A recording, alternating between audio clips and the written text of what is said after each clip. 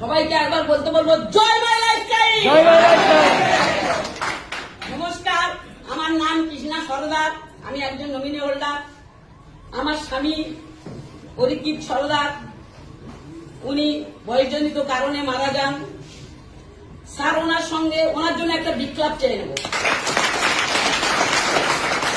এই সিস্টেমে আমার স্বামীকে নিয়ে এসেছিলেন আমার গুরু, ঈশ্বর, আল্লাহ, ভগবান, খোদা, আমার নয়নের মণি, কোনটাই কম নয়, ডক্টর স্বরূপ ব্যানার্জির জন্য একটা বিপ্লব চাইব। আমার গুরুর গুরু মহাগুরু মিস্টার মদনমোহন মন্ডলের জন্য একটা বিপ্লব চাইব। আমার স্বামীর সঙ্গে স্যারের ট্রেনে পরিচয় হয়, প্ল্যানটি বলে আমার সঙ্গে শেয়ার করার জন্য স্যারকে বাড়িতে নিয়ে যায়। স্যার গিয়ে আমার বাড়িতে প্ল্যান বলে চলে আসে। আমি অনবরত ক্রিটিসাইজ করছি, বিদ্রুপ করছি, আদৌ সাবজেক্টটাকে পাত্তাই দিচ্ছি না। উনি বলেছিল যদি কোনোদিন কিছু হয়ে যায় 3 মাসের পর্যন্ত নমিনি ফিজিবিলিটি। আমি বলেছিলাম ফালতু কথা রাখো, এসব ফালতু কথা কোন সিস্টেমে হয়। উনি খুব শান্ত প্রকৃতির মানুষ ছিল, ভীষণ ভালো মানুষ ছিল। স্যারের কথায় কন্টিনিউ ছুটবুট করে বের হয়ে যেত। নামখানা, কাকদ্বীপ, সোনারপুর, মথুরাপুর, বাড়িতে যখন ফিরতো আবার আমার কাছে কথা শুনতে হতো, কোথায় যাও, কি করো। কারণ আমার বলার কারণ ছিল সমস্ত সংসারের দিকভারটা আমার নিতে হতো। স্বরূপ ব্যানার্জিকে মগজটা ধোলাই করেছে। আমার সেই দিনের কথা বাস্তবে মিলে গেছে। স্বরূপ ব্যানার্জি মগজটা ধোলাই করেছিল বলে আমি একজন নারী হয়ে সসম্মানে মাথা উঁচু করে বেঁচে আছি। তাই প্রত্যেকের কাছে আমার একটাই অনুরোধ, যে যার হাত ধরে এসেছেন হাতটা শক্ত করে ধরুন। যার হাত ধরে এসেছেন সেই আপনার ভগবান, সেই আপনার ঈশ্বর। আমার স্বামী যখন মারা যান, ওনার র্যাঙ্ক ছিল এসপিসি, সর্বমোট ইনকাম ছিল 3 লক্ষ প্লাস। আর আমার র্যাঙ্ক চেঞ্জ হয়ে হয় এনটিসি, সর্বমোট 26 লক্ষ প্লাস। আমার স্বামীর স্বপ্ন ছিল মাই লাইফস্টাইল থেকে 4 চাকা কিনবো। ওনার স্বপ্ন সফল হয়নি, ওনার স্বপ্ন আমি সফল করেছি। সম্পূর্ণ মাই লাইফস্টাইলের পয়সায় 10.5 লক্ষ টাকা দিয়ে গেছি, 4 চাকা কিনেছি।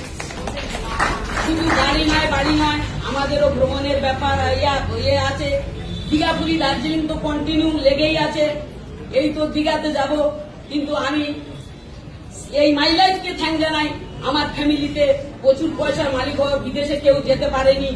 আমি স্যারেদের পাসপোর্ট তৈরি হয়, আমি স্যারেদের সঙ্গে দমদম টু থাইল্যান্ড, ব্যাংকক পাটোয়া যাই। থাইল্যান্ডে গেলে থাইল্যান্ডের মজা, সেখানে স্বর্গরাজ্য, স্বর্গপুরী।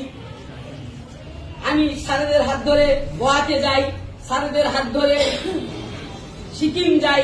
আমি ঠিক করেছি থাকবো না গো বদ্ধ ঘরে, দেখবো এবার জগৎটাকে। আমি কিন্তু একজন নেগেটিভ মানুষ।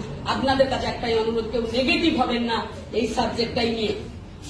আপনাদের প্রত্যেকের কাছে একটাই অনুরোধ করব, প্রত্যেকের বাড়িতে মাসি, পিসি, মা, জেঠিমা, কাকিমা আছে, বিধবা মানুষ। তারা কিন্তু কত অসহায়। বৌমার কাছে হাতের জন্য অনেক কিছু কাজ করতে হয়, 2 হাত খরচের জন্য জামাই মেয়ের কাছে হাত পাততে হয়। আর আমার স্বামী এমন একটাই সিস্টেম করে গেলেন, 6টা রাত পোয়ালেই কত টাকায় ঢুকলো, দুবার 4টের পরে ফোনটা টিকে দেবি। আপনারা কি আবার চুপচাপ বসে থাকবেন? এখানে করবেন না, এখানে প্রচুর সম্মান নিয়ে বাঁচি। একটা কথাই বলি, 93 সালে অ্যাপয়েন্টমেন্ট পাই 275 টাকা মাইনে, এখন 9000 প্লাস। দিদি বলেছে 5000 বেড়েছে, সেটা কখন কি হবে দিদি না বলেছে সেটা কি হবে, কিন্তু সেখানে আমার কোনো সম্মান নেই। সেখানে কোনো সম্মান নেই। গ্রামের ইয়ং ছেলেরা বলে, ম্যাডাম মুসুরের ডাল খুব কঠিন, ডিম খাচ্ছেন, আপনাদের তো চেহারা বেড়ে যাচ্ছে। কিন্তু এখানে এমন সসম্মানে বেঁচে থাকি, এই সসম্মান আমি আর কোনো জায়গায় থেকে পাই না। কি বাপের বাড়ি, কি বোনের বাড়ি, এখানে প্রচুর সম্মান নিয়ে বেঁচে থাকি। তাই প্রত্যেকের বলি, আমার বলে বলো সবে কত কিনা বন্ধু রবে, মাই লাইফস্টাইল আবার জগৎ সবাই শ্রেষ্ঠ আসনে রবে।